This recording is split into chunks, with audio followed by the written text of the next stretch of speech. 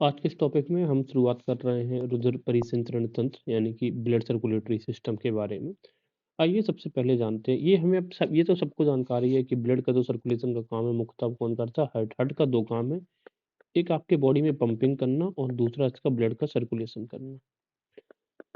लेकिन याद रखना कि ब्लड प्यूरिफिकेशन का जो काम होता है यानी कि ब्लड शुद्धिकरण का काम, ये हृदय का नहीं होकर ये किसका काम होता है? किडनीज़ का काम होता है।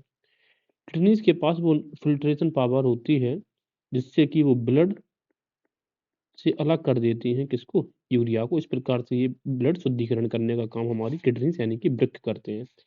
आइए चर्चा करते हैं परिसंचरण तंत्र के जो मुख्यतः कार्य हैं वो क्या-क्या हैं? हमारे शरीर में जो भी पोषक पदार्थ होते हैं जैसे कि ग्लूकोज़, कार्बोहाइड्रेट्स का रूप है, वसीय अम्ल, विटामिन, इन सबका अवशोषण करके केंद्र से यानी कि सेंट्रल पार्ट से लेकर ये शरीर के विभिन्न अंगों तक पहुँचाता है। परिवहन करने का मतलब यही है, ट्रांसपोर्ट करना।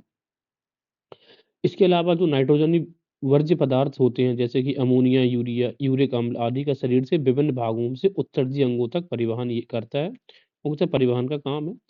दूसरा ये बहुत इम्पोर्टेंट है, ये हार्मोन का अंतःस्रावी ग्रंथि से लक्षित अंगों तक परिवहन करता है। देखो हमारे बॉडी में हार्मोन तो एक ही जगह पर स्रावित होते होंगे, एक ग्लैंड से, लेकिन इसको पूरी बॉडी में पहुँचाने का काम जो करेगा वो करेगा आपका ब्लड। यह फेफड़ों से शरीर की कोशिकाओं एवं ऊतकों तक ऑक्सीजन का परिवहन करता है। अब ये तो हमें पता है जो ब्लड है उसमें हमारा हीमोग्लोबिन होता है और हीम रंजक है, ग्लोबिन प्रोटीन है। हीम जो रंजक होता है, हीम यानी कि कलर देने वाला है।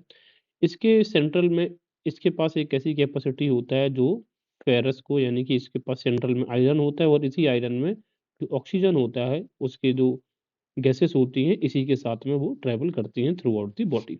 तो मुख्यतः ये 4 कार्य हैं, ये जो तीसरा कार्य है हार्मोन का पहुँचाना, ये भी इम्पोर्टेंट वर्क है इसका।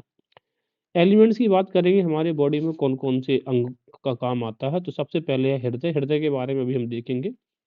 यह एक मोटा पेशी है, अभी इसके बारे में चर्चा करेंगे। इसके बाद आता है ब्लड वेसल्स। तो आइए ब्लड वेसल्स के बारे में सबसे पहले जानते हैं। ब्लड वेसल्स यानी कि नलिकाएँ। मुख्यतः हमारी बॉडी में 2 नलिकाएँ हैं, एक को हम धमनी बोलते हैं और दूसरे को हम शिरा बोलते हैं। धमनी मतलब कि आर्टरी और शिरा मतलब कि वेन। इनके बीच में एक बेसिक डिफरेंसेस है, ज़रा देखते हैं। ये रुधिर को हृदय से अंगों की ओर ले जाती है। देखो जो आर्टरी है ना, हमारा जो शुद्ध ब्लड है वो आर्टरी यानी कि धमनियों में बहता है। इसी वजह से अब ये रुधिर को हृदय से अंगों की ओर ले जाती हैं। तो हमारे बॉडी में अंगों की ओर ले जाना यानी कि शुद्ध ब्लड तो इसी से बहेगा ना। तो इस तरीके से ये धमनियों का मुख्य काम है क्या? शुद्ध ब्लड को बॉडी के विभिन्न भागों में ले जाना, कहाँ से? हृदय से। दूसरी होती है सिरा यानी कि वीन। वीन का जस्ट अपोजिट काम है। ये अंगों से हृदय के पास लेके आती हैं। अभी हम इसे देख लेंगे। जैसे आप ये देखिए,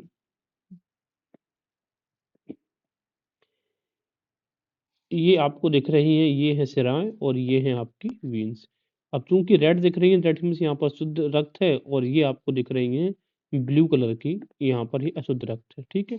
एक्चुअली में ये इसका कलर तो येलो होता है बट हमें ये दिखता कैसा है? ब्लू है, तो ब्लू कह सकते हैं। अशुद्ध रक्त का जो कलर होता है, रंग होता है, वर्णक होता है, वो किस प्रकार का होता है? नीला होता है। तो पहला अंतर हमने क्या देख लिया कि जो धमनी होती हैं, ये रक्त को अंगों की ओर ले जाती हैं और ये जो शिराएँ होती हैं, ये अंगों से हृदय की ओर लेके आती हैं। इसमें कपाट यानी कि वाल्व नहीं पाए जाते हैं, सबसे याद रखिएगा। और जबकि इसमें जो होती शिरा होती है, इनमें वाल्व पाए जाते हैं। तो धमनियों में कोई वाल्व नहीं पाया जाएगा। इसी वजह से जब हार्ट का वाल्व जो चेंज होता है, वो शिरा चेंज होती है, ना कि हमारी धमनियों का बदलाव होता है उसमें। यह शरीर में गहराई में स्थित होती है, जबकि शरीर में ऊपरी सतह पर स्थित होती है। अब गहराई में स्थित होने का मुख्य कारण इसका यही है, अगर आपको कट-फट भी जाए तब भी ये सुरक्षित रहे, जबकि ये ऊपरी सतह में स्थित होती है, ठीक है?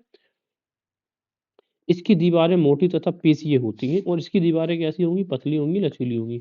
दीवारें मोटे होने का बड़ा कारण यही है क्योंकि यहाँ इनका दीवारें मोटी होती हैं, देखो इनकी ज और जबकि इनकी जो नलिकाएँ होती हैं, इनका जो सर्कमफ्रेंस होता है या जो व्यास होता है, वो बहुत ही कम होता है। तो यहाँ से ब्लड हाई प्रेशर से गुज़रता है, जब ये बॉडी के अंदर जाता है, इस वजह से इनकी जो दीवारें होती हैं, काफ़ी मोटी बनाई जाती हैं, जिससे कि फट ना सकें, ठीक है? जबकि इनकी दीवारें पतली होती हैं तथा लचीली होती हैं, जबकि इनकी दीवारें लचीली नहीं होती, पेशिये होती हैं, टाइट होती हैं। इसकी आंतरिक गुहा सक्रिय होती है, अभी बताया था कि इनकी जो नलिकाएँ होती हैं, इनके बीच का जो सर्कमफ्रेंस है काफ़ी कम होता है, इस वजह से इनकी दीवारें को मोटा रखा गया है। इनकी आंतरिक गुहा अपेक्षाकृत काफ़ी चौड़ी होती है। यह खाली होने पर पिचकती नहीं है, यानी कि अगर खाली भी हो जाए तब भी उनमें, क्योंकि स्टिफ होती हैं, काफ़ी टाइट होती है, इस वजह से ये पिचकती ही नहीं है। जबकि ये लचूली होती है, इस वजह से अगर ये खाली हो जाती है तो ये पिचक जाती हैं, ठीक है? तो हमारी धमनियाँ होती हैं आर्टरी, वो टफ होती हैं। पल्मोनरी धमनी को छोड़, देखिए जनरली हमने अभी क्या पढ़ा है कि हमारी ये जो धमनियाँ हैं इनमें शुद्ध ब्लड होता है और इनमें अशुद्ध ब्लड होता है। लेकिन एक अपवाद है इन दोनों के, पल्मोनरी धमनी। पल्मोनरी धमनी में हम देखेंगे, पल्मोनरी धमनी में अशुद्ध ब्लड होता है, जबकि पल्मोनरी सिरा यानी कि वीन में यहाँ पे शुद्ध ब्लड होता है। अपवाद है दोनों, ठीक है? एक्सचेंज कर दीजिए। तो ये जनरली, इसके अलावा हमारे बॉडी में आती हैं ब्लड कैपिलरीज। तो ब्लड कैपिलरीज को जनरली अगर हम देखें, ये रुधिर कोशिकाएं बहुत ही महीन रुधिर वाहिनियों होती हैं। इनकी भित्ति की मोटाई केवल एक कोशिकीय स्तर की होती है, यानी कि सिंगल सेल से बनी होती है, इतनी पतली होती है। इनका जो व्यास है, ठीक है, वो लाल रुधिर कोशिका यानी कि आरबीसी से बहुत थोड़ा ही अधिक होता है। इस कारण लाल रुधिर कोशिकाएं के भीतर केवल एक पंक्ति में व्यवस्थित होकर ही गुजर सकती हैं। ये देखिए आप, ये है आपकी धमनी और ये है आपकी सिराएँ, ठीक है? तो धमनी अगर आप अंदर से देखोगे तो आपको इस तरीके से दिखेगा, और ये जो धमनी और सिराओं को दोनों को जोड़ने का एकदम पतली-सी शाखाएँ दिख रही हैं, यही है आपकी कैपिलरीज़, ठीक है? It connects artery and when. तो आर्टरी और वेन को, यानी कि धमनियों को और सिराओं को जोड़ने का काम कैपिलरीज़ करती हैं, ब्लड कैपिलरीज़। अगर आप धमनी के अंदर की बात करेंगे तो इसकी सबसे जो आंतरिक वाली जो लेयर है, इसको हम इंटीमा कहते हैं। बीच वाली लेयर को मीडिया कहते हैं और लास्ट जो सबसे बाहरी है, इसको एडवेंटिटिया कहते हैं, ठीक है? एडवेंटिटिया। तो ये मूलतः हमने देखा, ये आर्टरी, ये वेन और ये कैपिलरीज़ की बात हो जाती है। आइए अब हम आगे चर्चा करते हैं हृदय के बारे में। अभी ठीक है, ब्लड कैपिलरीज़ की बात हो गई। ब्लड की बात करेंगे तो ब्लड एक क्या है? संयोजी ऊतक है। इसके बारे में ब्लड की अगर और चर्चा करेंगे हम, तो जो ब्लड है आपकी बॉडी का, ये प्लाज़्मा से मिलके बनता है और आरबीसीज़, एक तरफ डब्ल्यूबीसीज़ और प्लेटलेट्स होते हैं इसमें। इनकी चर्चा हम पहले कर चुके हैं। प्लाज़्मा 55% जल से बना होता है, ठीक है? और ये कैसा होता है? एक तरीके से वस्कुलर संयोजी ऊतक है। संवहनी का मतलब है वहन करने वाला, कोई ले जाती है चीज़ें, ट्रांसपोर्टेशन करते हैं ना, कि प्लाज़्मा, हीमोग्लोबिन, प्लाज़्मा प्रोटीन, ये सब हम पहले चर्चा किया है। अब 2 प्रकार के जो भी जीव-जंतु हैं, उनमें 2 प्रकार के सर्कुलेटरी सिस्टम होता है। एक होता है खुला परिसंचरण तंत्र, एक होता है बंद परिसंचरण तंत्र। पहले बंद परिसंचरण तंत्र को समझते हैं। बंद परिसंचरण तंत्र का मतलब ये है कि बॉडी में जो ब्लड आपके घूमता है, जो ट्रांसपोर्ट होता है, वो किसी बंद नली के द्वारा होता है। जैसे कि अभी हम पढ़ के आए हैं वेन, यानी कि सिरा, सॉरी धमनी। तो हमारी बॉडी में जो ब्लड है, ये धमनियों में बहता है, यानी कि किसी बंद नलिका में बहता है। इसी को हम बोलते हैं बंद सर्कुलेटरी सिस्टम। जबकि कुछ ऐसे भी होते हैं जीव-जंतु जिनमें ये सिरा और धमनियाँ नाम की कोई चीज़ नहीं होती है, लेकिन और खुले तौर पर उनकी बॉडी में जो ब्लड है, वो घूमता रहता है। उदाहरण के तौर पर अगर आप देखोगे, तिलचट्टा यानी कि कॉकरोच, प्रोन, कीट, मकड़ी, इन सब प्रकार में क्या होता है, जो परिसंचरण तंत्र होता है, यानी कि सर्कुलेटरी सिस्टम, वो ओपन होता है, यानी कि इनमें सिरा और धमनियाँ नहीं होती, बस एक यही डिफरेंस है। तिलचट्टे में जो रुधिर परिसंचरण चक्र केवल 5 से 6 मिनट में पूर्ण हो जाता है, क्योंकि बंद नहीं होता है और ईज़िली पूरे शरीर में मूव कर सकता है। इसके अलावा मनुष्य में विकसित बंद तथा दोहरा परिसंचरण तंत्र पाया जाता है। एक तो विकसित कंप्लीट है और कैसा है, दोहरा परिसंचरण तंत्र है। मनुष्य का रुधिर परिसंचरण तंत्र में 2 भागों से मिलकर बना होता है। एक तो होता है ब्लड सर्कुलेशन और दूसरा एक होता है लिम्फ सर्कुलेटरी सिस्टम, ठीक है? तो जो परिसंचरण तंत्र है ह्यूमन बॉडी का, इसके 2 हिस्से हैं। एक तो ब्लड है और एक है लिम्फ। लिम्फ का मतलब होता है हिंदी में लसीका। एक तरफ जो ब्लड है, ये लाल होता है, तो जो लिम्फ है, ये सफ़ेद होती हैं। इनमें कोई वर्णक नहीं पाया जाता। लाल में जनरली आरबीसीज़ की मात्रा अधिक होती है और लिम्फ, लिम्फ का मतलब ये लिम्फोसाइट्स, और लिम्फोसाइट्स किसका रूप है? डब्ल्यूबीसीज़ का, तो यहाँ पे डब्ल्यूबीसीज़ की मात्रा अधिक होती है। तो जनरली रोगों से लड़ने की क्षमता आपकी लिम्फ्स जनरेट करती हैं आपकी बॉडी में, लिम्फोसाइट्स की वजह से। तो याद रखिएगा, परिसंचरण तंत्र जब भी आएगा तो आपके दिमाग में जैसे ब्लड आता है तो साथ में लिम्फ्स भी आनी चाहिए, और लिम्फ्स की जानकारी हम आगे करेंगे, या फिर यहीं पर हम लिम्फ्स के बारे में जनरली पढ़ लेते हैं कि लिम्फ्स एक्चुअली में होता क्या है। तो ये है आपकी बॉडी में लिम्फ, लसिका परिसंचरण तंत्र, ये है आपके लिम्फ का एग्जाम्पल। आप ये देखो इसे जरा समझते हैं लिम्स को क्या है। कोशिकाओं के चारों ओर द्रव की एक पतली सी परत होती है जिसे हम टिश्यू फ्लूइड कहते हैं। जैसे ये मान लो ये कोशिका है तो उसके आसपास आपके क्या है, एक पतली सी लेयर होती है, बहुत फ्लूइड होती है यानी कि तरल पदार्थ की, उसी को हम टिश्यू फ्लूइड बोलते हैं। रोजर एवं कोशिकाओं के मध्य होने वाले पदार्थों का जो आदान प्रदान है इसी ऊतक द्रव के माध्यम से होता है। देखो आप पहले ये समझिए, मान लेते हैं कि जैसे कि ये एक सेल है और आपकी बॉडी में ये क्या है, ये ब्लड है, सॉरी ब्लड मान लेते हैं, ये रेड कलर से है, ये आपकी बॉडी में ब्लड है, ठीक है, हर जगह ब्लड है। तो यहीं पर एक जो परत रहेगी आपकी बॉडी में, वो एकदम पतली सी परत रहेगी लसीका की, लिम्फ्स की, लिम्फ्स रहेगा। तो अब जब भी आपकी सेल को, यानी कि ये आपकी कोशिका है और ये आपका ब्लड है, तो ये बताओ ब्लड से जब भी, ब्लड से ऑक्सीजन कहाँ पे, कोशिका पे ट्रांसफर होता है। तो ये इसका जो काम है ट्रांसफर कराने का काम है, यानी कि ब्लड और सेल का जो भी कांटेक्ट रहेगा वो इसी लसिका के मध्य होते हुए गुजरता है, यानी कि लसिका ही मुख्य वाहक है। तो देखो परिसंचरण तंत्र का हिस्सा हो गया कि नहीं हो गया। अगर ये पूछ दिया जाए कि रुधिर और कोशिकाओं के मध्य होने वाले पदार्थों का आदान प्रदान कराने में किसकी अहम भूमिका होती है, तो आप क्या बोलोगे, लसिका की। वास्तव में होता यह है कि रुधिर कोशिकाओं से पदार्थ जैसे भोजन, ऑक्सीजन आदि सबसे पहले इसी द्रव में ही वितरित होते हैं। तो देखो अब डायरेक्ट जो ऑक्सीजन, जो ब्लड है, डायरेक्ट यहाँ पर नहीं आता है। मान लेते हैं कि इस ब्लड में ऑक्सीजन है तो पहले इसमें घुल जाएगा लसिका में और इसी से घुल के यहाँ पर इसमें मिल जाता है। इसी प्रकार कोशिकाओं से पदार्थ जैसे CO2, यूरिया आदि पहले इसी ऊतक द्रव में वितरित होते हैं, फिर इस द्रव से रुधिर कोशिकाओं में पहुंचते हैं। तो अब ये बताओ, जैसे कि हमारी बॉडी में ये जो होता है, जो कोशिका है, इसका मुख्य काम क्या है कि ऑक्सीजन को तो शोषित कर लेती है और CO2 को बाहर छोड़ती है। तो CO2 ब्लड में मिल जाता है। तो ब्लड में मिलता कैसे, अब CO2 पहले इसमें घुलेगा लसिका में और बाद में जाएगा ब्लड में। बात समझ में आ गया। एक बार फिर से रिपीट करते हैं। ब्लड जो ऑक्सीजन लेकर आता है, ये कोशिका तक कैसे पहुंचेगा, लसिका में घुलकर। और जब CO2, ये जो होता है सेल होता है, जब इसको CO2 भेजना होता है तो CO2 पहले इसी लसिका में घुलता है, इसके बाद ये ब्लड में जाके और फिर ये बाहर आप सांस के माध्यम से निकाल देते हैं। बात समझ में आ गया। कहने का मतलब ये है, जो कनेक्टिंग लिंक है बिटवीन सेल एंड ब्लड, ये आपका है लिम्फ्स यानी कि लसिका। हाँ, यही ऊतक द्रव वाहिनियों में एकत्रित होते हैं। कहने का मतलब ये है, जो हमारे बॉडी में द्रव वाहिनी होती हैं, वहां पर ही जाके जमा होने लग जाते हैं। उन्हीं को हम क्या कहते हैं, लसिका। लसिका जिस वाहिनी में एकत्रित होता है उसे हम लिम्फ वेसल यानी कि लसिका वाहिनी कहते हैं। लसिका का अगर कलर की बात करें तो हल्के पीले रंग का द्रव होता है। इसमें हीमोग्लोबिन की मात्रा उपस्थित नहीं होती है। अगर इसमें हीमोग्लोबिन होता तो उसकी कलर की मात्रा कैसी होती, लाल होती। अभी मैंने आपको डिफरेंस क्या बताया था, एक बार हम फिर से चर्चा कर लेते हैं। एक तरफ है आपका ब्लड,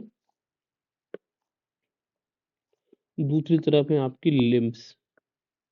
ब्लड का जो कलर होता है ये रेड कलर होता है क्योंकि इसमें आरबीसी की मात्रा अधिक होती है। यहाँ पे लिम्स का कलर लगभग व्हाइट कलर होता है या फिर आप हल्का येलोस मान लो। यहाँ पर इनका नाम है लिम्फोसाइट, दैट मीन्स यहाँ पर डब्ल्यूबीसी की मात्रा अधिक होती है। और ये आपकी बॉडी में एंटीबॉडीज का निर्माण करने का काम कौन करता है, लसिका करता है। लसिका का एक दूसरा फंक्शन क्या है, ये ट्रांसपोर्टेशन का फंक्शन है। किस किस के बीच में ट्रांसपोर्टेशन का फंक्शन है, बिटवीन सेल एंड ब्लड, ठीक है ना। ट्रांसपोर्टेशन का काम सेल और ब्लड के बीच में लसिकाएं करती हैं। तो ये चीज आप हमेशा याद रखिएगा। चलिए, ये चीजें हमने डिस्कस कर चुकी हैं और इनमें विशेष प्रकार की जो सेल्स होती हैं उनको लिम्फोसाइट्स बोलते हैं, ये अभी हमने पढ़ लिया है। अब बात ये कि हमारी बॉडी में ये कहाँ कहाँ पर होती हैं, तो ये इनकी लिम्फोसाइट्स की यानी कि लसिका की गांठें बनती है हमारी बॉडी में। कहाँ कहाँ पर, जैसे कि मनुष्य की गर्दन पे यानी कि नेक के पास बनेगी और आर्मपिट्स के पास, ये दो बहुत इंपॉर्टेंट है। जैसे कि आप ये देखिए, आप एक तो ये दिख रही है आपकी जो टॉन्सिल्स, हमारे बॉडी में जो टॉन्सिल्स होते हैं, पैलेटाइन टॉन्सिल्स या सबमैंडिबुलर नोड है, जो गांठें बनती हैं गर्दन के आसपास, ये भी एक तरीके का क्या है, ये लसिका की टोन है। तो टॉन्सिल्स भी लसिका का उदाहरण है, हमारी गांठें हैं इसकी। तो टॉन्सिल्स एक्चुअली में ये लसिका की गांठ है, लसिका गांठ है ये। उसी तरीके से आप आर्म शिफ्ट पे देख रहे हो, ये वाला एरिया जो देख रहे हैं, ठीक है, इनको हम एक्सिलरी नोड कहते हैं। क्या कहते हैं, एक्सिलरी नोड, ये भी इसी का उदाहरण है। इसके अलावा ये जो पेल्विक एरिया हमारा होता है यहाँ पर, यहाँ पे भी इनकी गांठें जम के इनको कहते हैं इंग्यूनल नोड। तो कौन कौन सा, पैलाटाइन टॉन्सिल, एक्सिलरी नोड और ये इंग्यूनल नोड, ये सारे के सारे उदाहरण किसके हैं आपके पास? लसिका का, ठीक है। अब आप ये देखो, अभी तक हम जिसकी चर्चा कर रहे थे, ये आपके बॉडी में है, सिराएँ हैं, सॉरी ये धमनियाँ हैं, ये सिराएँ हैं और ये कैपिलरी ट्यूब्स हैं। तो येलो कलर का आपका इसमें क्वेश्चन बीच-बीच में दिख रहा है, यही आपका क्या देखने को हमें मिलता है, ये लिम्फ है, राइट? यही आपके पास यही लसिकाएँ हैं जो कि ब्लड में कनेक्टिविटी का काम करता है। तो ये चीज़ें समझ में आ गई हमें? हाँ, मनुष्य के गले में गलतुंडिका या टॉन्सिल्स भी लसिका ऊतकों का के पिंड हैं। ये 3 उदाहरण मैंने आपको बताए हैं। अभी जनरली इनका काम क्या है? इनका काम है temporary storage of water, water को अस्थायी रूप से यानी कि कुछ समय के लिए अस्थायी संचय कर लेती हैं, ठीक है? तो ये वाटर को भी स्टोर कर सकते हैं। Absorption of excess of water, अगर आपके बॉडी में एक्सेस वाटर है तो उनको अवशोषण कर लेती हैं, उसे रिजर्व प्रेजेंटेशन में और फिर ऊतक द्रिप से जल का अधिशेष मात्रा को हटाकर लसिका उसे रुधिर परिसंचरण तंत्र में डाल देती है, ठीक है? इसके अलावा दीर्घाणुओं का परिवहन, ट्रांसपोर्ट ऑफ मैक्रोमोलेक्यूल्स, जो आपकी बॉडी में जो मॉलिक्यूल्स हैं, अभी तो बताया था ना, जैसे कि प्रोटीन, हार्मोन आदि, इन सबको रुधिर परिसंचरण तंत्र में ले जाकर डालने का काम भी किसका है? लसिका का। तो लसिका के 3 इंपॉर्टेंट काम है ट्रांसपोर्टेशन में। अब हम ज़रा बात करते हैं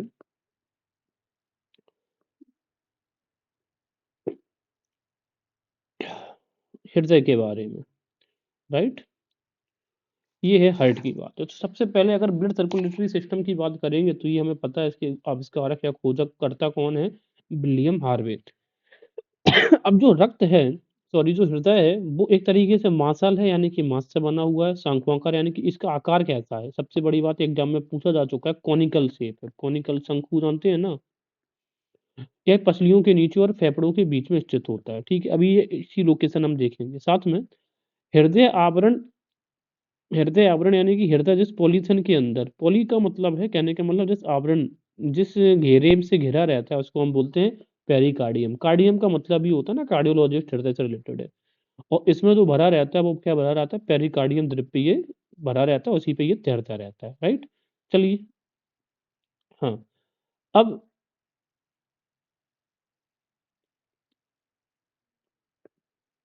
ये देख लीजिए, हृदय का जो आकार ये दिख रहा है इस तरीके से है, इसे ज़रा हम समझते हैं। हृदय के जनरली हमें पता है 4 कोष्ठ होते हैं। कितने कोष्ठक होते हैं हृदय के? 2 भाग हैं, एक तो ये भाग है, एक ये है। ये हो गया आपका लेफ्ट, ये हो गया राइट, राइट? और ये 4 हिस्से हैं, इसके 4 कोष्ठक हैं। एक तो, अब जो 2 इसके 2 भाग हैं वो एक तो है ये वाला और एक है ये। 4 भाग कौन-कौन से हैं इसके? सॉरी 4 भाग नहीं, 4 कोष्ठक। राइट एट्रियम है और लेफ्ट एट्रियम है। उसी तरीके से राइट वेंट्रिकल है और ये लेफ्ट वेंट्रिकल है। आपको ये जो सबसे दिख रहा है नीला वाला, अभी मैंने क्या बताया था, नीले में क्या रहता है? हमेशा गंदा खून रहेगा, अशुद्ध खून।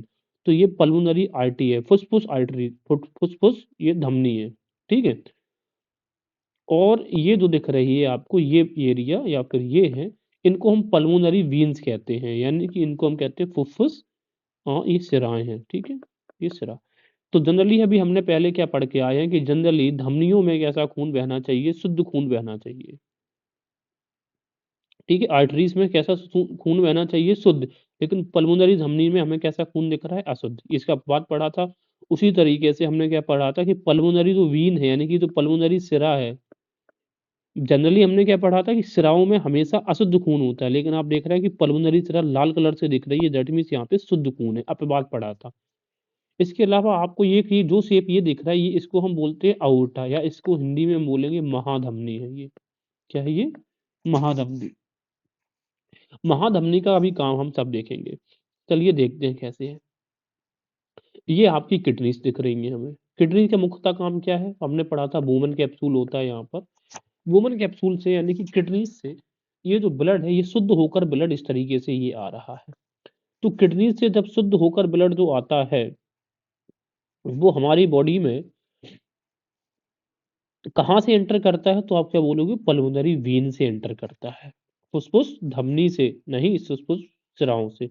ये जैसे ही एंटर किया, इस साइड से एंटर किया, इस साइड से एंटर किया। तो देखो जो इसने इस साइड से एंटर किया ना, अब पीछे से तो ऐसे ही आएगा और यहाँ से ब्लड आ जाएगा लेफ्ट एट्रियम में, ये लेफ्ट एट्रियम में। तो ब्लड जब एंटर करता है हमारी बॉडी में, शुद्ध ब्लड, वो कहाँ एंटर करता है? लेफ्ट एट्रियम में। उसके बाद ये मिट्रल वाल्व होता है यहाँ पर। मैंने क्या बताया था आपको?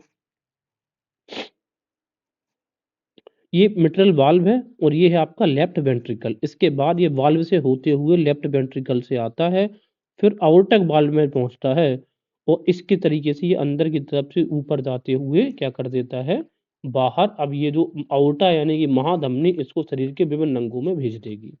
तो ये पूरा प्रोसेस है। हमने ये देख लिया शुद्ध ब्लड का। तो शुद्ध ब्लड का कैसे है, किडनी से आता है, सबसे पहले एंटर करेगा पल्मोनरी वेन्स, पल्मोनरी वेन्स के माध्यम से लेफ्ट एट्रियम में आएगा, लेफ्ट एट्रियम से जाएगा लेफ्ट वेंट्रिकल में और ये इसके बाद फिर आउटा से होते हुए वो शरीर के अन्य अंगों में जाता है। तो एक चीज़ 100 बात की एक चीज़ याद रखनी है कि जो शुद्ध ब्लड है वो हमें लेफ्ट पार्ट में देखने को मिलता है अपनी बॉडी के, अशुद्ध ब्लड हमें राइट पार्ट में देखने को मिलेगा। अब जैसे आपको ये देखो, अब देखिए, अब यहाँ पे आपको ये दिख रहा है, ये 2 एरिया देखो, सुपीरियर वेना कैवा और इंफीरियर वेना कैवा। यहाँ पे इम्प्योर ब्लड वेना कैवा से एंटर करते हैं, ऊपर से ये ऊपरी हिस्से का ब्लड, ऊपरी वेना का मतलब मान लिया वेकार ब्लड, वेकार मतलब अशुद्ध। तो वेकार ब्लड वेना कैवा ये ऊपरी हिस्से से एंटर किया है और ये निचले हिस्से से। अच्छा, अब ये मतलब शरीर के ऊपरी वाला हिस्सा से तो ऊपर सुपीरियर वेना कैवा से एंटर करेगा और शरीर का जो निचले वाले हिस्से का जो बेकार ब्लड है वो इंफीरियर वेना कैवा यानी कि नीचे से एंटर करेगा। और ये दोनों ब्लड देखिए, ये वाला ब्लड यहाँ से निकल रहा है और ये वाला राइट एट्रियम में आ रहा है। तो अशुद्ध ब्लड कहाँ पे आते हैं, एट्रियम में।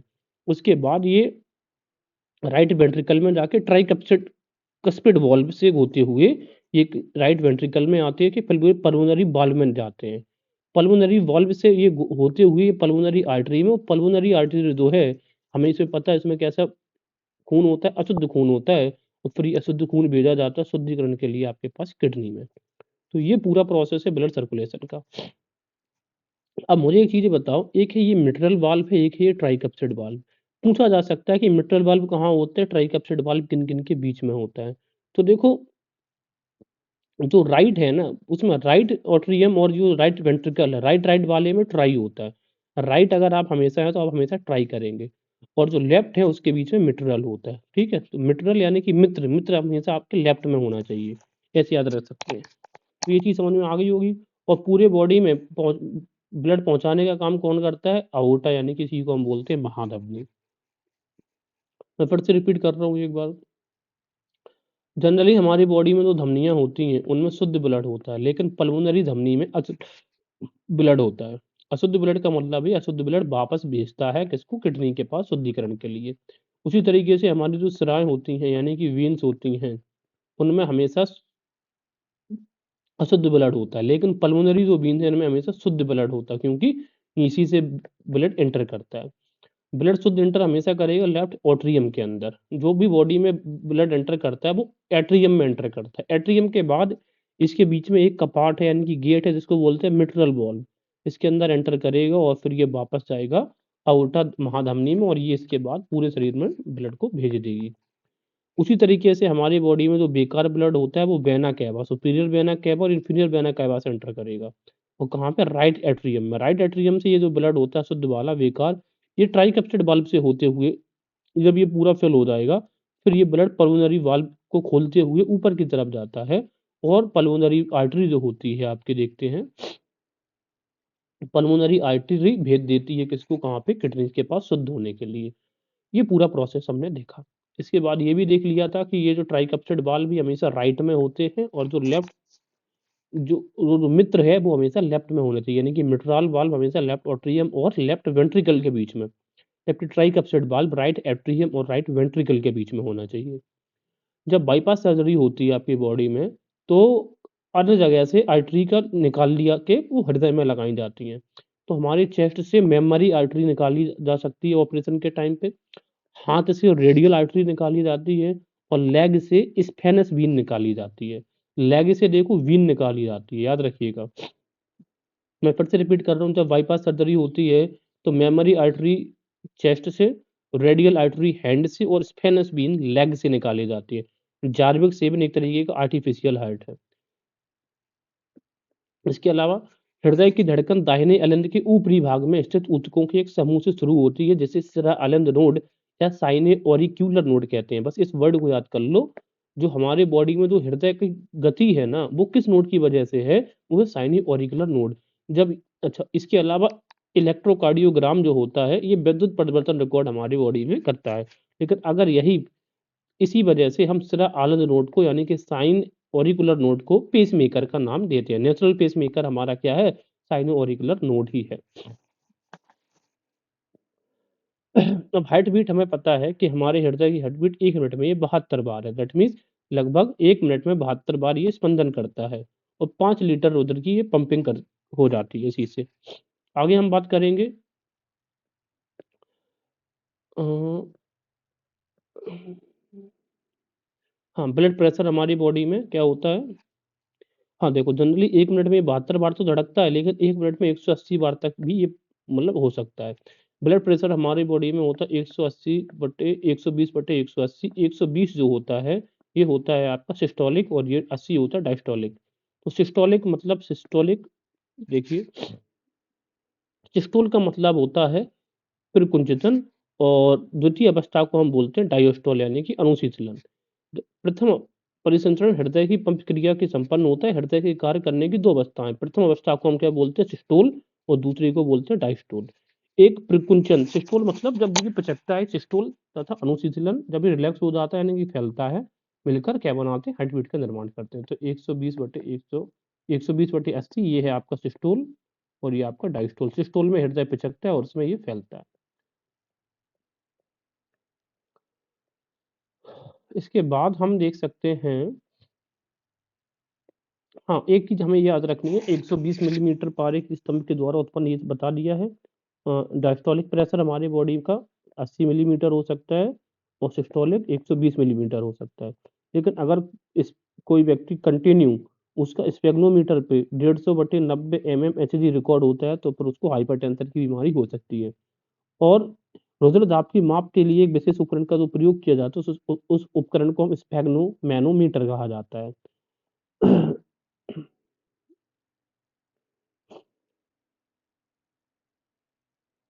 इसके अलावा हाँ, हृदय की स्पंदन रेट बता दिए, हृदय की धड़कन का जो नियमन है, रेगुलेशन है, ये कैसे? हृदय की धड़कन एक स्वचालित क्रिया है। स्वचालित का मतलब ये है कि खुद से ये इनवॉल्यूंटरी मसल्स यहाँ पर रहती हैं, सिनु ऑरिकुलर नोड से प्रारंभ होती है। बताया था यही नेचुरल पेसमेकर होता है।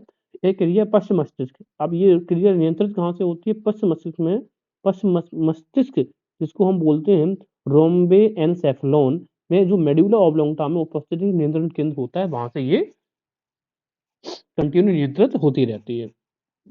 इस केंद्र को कार्डियक केंद्र यानी कि कार्डियक सेंटर बोलते हैं। कार्डियक सेंटर हम किसे बोलते हैं? रोम्बोफेनसेफलोन में को, जो कि हमारे मेडुला ऑब्लोंगटा में स्थित होता है। हार्मोन्स हमारी बॉडी में जो होते हैं जैसे कि थायरोक्सिन या फिर एड्रेनालिन स्वतंत्र रूप से हृदय की धड़कन को नियंत्रित करते हैं। थायरोक्सिन और कौन से नियंत्रित कर सकते हैं? एड्रेनालिन, क्योंकि एड्रेनालिन का मतलब क्या है? जब ये आता है तो इसको क्या कहते हैं? उड़ो लड़ो हार्मोन। जब आपके सामने बहुत इमरजेंसी आती है, कोई डर भय की स्थिति, तो हमारी बॉडी कौन सा एड्रेनालिन को रिलीज करती है, तो हृदय की गति बढ़ती है, कम होती है उसी टाइम पे, ठीक है? इसके अलावा हाँ, तंत्रिकीय एवं हार्मोनल नियमन के अलावा शरीर में उपस्थित कुछ रासायनिक पदार्थ भी हृदय की गति को नियंत्रित करते हैं। रुधिर में उपस्थित जो कार्बन डाइऑक्साइड होता है, रुधिर के पीएच को कम करके हृदय की गति को बढ़ा देता है। अगर CO2 नहीं होगा हमारे उसमें ब्लड में, तो फिर हमारे हृदय की गति क्या बहुत कम रहेगी। तो CO2 का मुख्यतः काम क्या है कि बॉडी के पीएच जहाँ पे देखो CO2 होगा, वहाँ पे ये जो हाइड्रोजन के आयन्स होंगे वो कम होंगे, तो CO2 की वजह से अम्लता कम हो जाती है और हृदय की गति बढ़ती है। अतः अम्लता हृदय की गति को अधिक तथा क्षारीयता हृदय की गति को कम करती है। याद रखिएगा कि अगर अम्लता रहेगी, सॉरी गड़बड़ हो गया। ये बात ये है कि जो CO2 होता है, जहाँ पे CO2 होगा तो O2 कम हो जाएगा, ऑक्सीजन कम होगा तो हाइड्रोजन के आयन्स बढ़ेंगे, तो जहाँ पे हाइड्रोजन के आयन्स बढ़ेंगे वहाँ पे पीएच वैल्यू भी कम होगी, ठीक है? जहाँ पे हाइड्रोजन के आयन्स बढ़ेंगे, पीएच वैल्यू कम होगी, दैट मीन्स हृदय कैसा हो जाएगा? एसिडिक हो जाएगा। तो जो कार्बन डाइऑक्साइड ये एसिडिटी को बढ़ा देता है, इससे कि हृदय की गति बढ़ती है। इसी वजह से कहा जाता है कि अम्लता जब होती है तो हृदय की गति बढ़ती है, जब क्षारीयता होता है तो हृदय की गति कम हो जाती है। और कुछ अगर हमें इसमें देखना है तो एक मिनट, राइट। ओल्ड एज में यानी कि जब हमारी उम्र होती है तो ब्लड प्रेशर बढ़ता है, जो ब्लड प्रेशर ये हमेशा एटमॉस्फेरिक प्रेशर से अधिक रहेगा। ये चीज़ हमेशा दिमाग में रखना है कि कैसा रहेगा एटमॉस्फेरिक प्रेशर से अधिक। अगर एटमॉस्फेरिक प्रेशर से अधिक ना हो, तो फिर आपका ब्लड सर्कुलेट ही नहीं करेगा।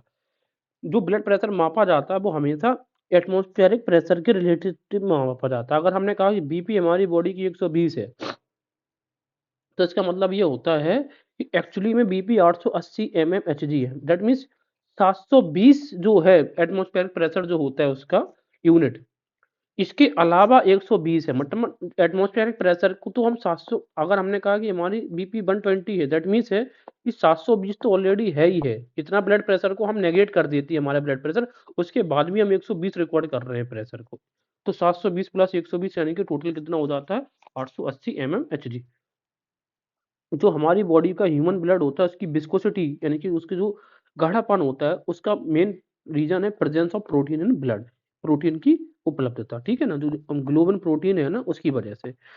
इसके अलावा हेमोक्रिट एक कंडीशन होती है, इसमें क्या होता है आरबीसीज का जो वॉल्यूम परसेंट होता है हमारे ब्लड में उस कंडीशन को क्या कहते हैं हेमाटोक्रिट। हेमाटो का मतलब ही हो गया येलो, सॉरी रेड कलर का कोई भी चीज।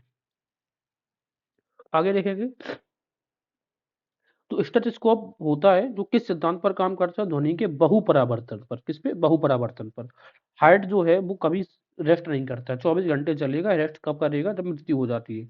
इसके अलावा इन अर्थवॉर्म यानी कि जो केचुआ होता है उसमें जो हीमोग्लोबिन होता है वो मिक्स होता है किसमें साइटोप्लाज्म में, प्लाज्म में, ठीक है।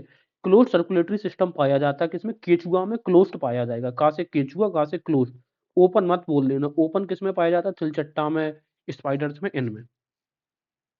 इसके अलावा हाइपरटेंशन की कंडीशन 100/50 mmHg से पीड़ित है तो वह अवस्था हाइपोटेंशन की कहलाती है। हाइपरटेंशन कब कहलाएगा 150/90 पे, और हाइपोटेंशन कहलाएगा 100/50 यानी कि कम है ये, ठीक है। हाइपो मतलब दैट मीन्स कोई भी चीज कम है, और हाइपर अधिक ब्लड प्रेशर है जरूरत से ज्यादा। इसके अलावा जो एचजी है ये कहेगा साइन है मरकरी का। रोजर दाब को सर्वप्रथम एस हेल्स ने 1733 में घोड़े में मापा था। किसमें मापा गया था सबसे पहले ब्लड प्रेशर, घोड़े में। किसने मापा है, एस हेल्स ने। तो ये था पूरा हमारा ब्लड सर्कुलेशन सिस्टम के बारे में जानकारी।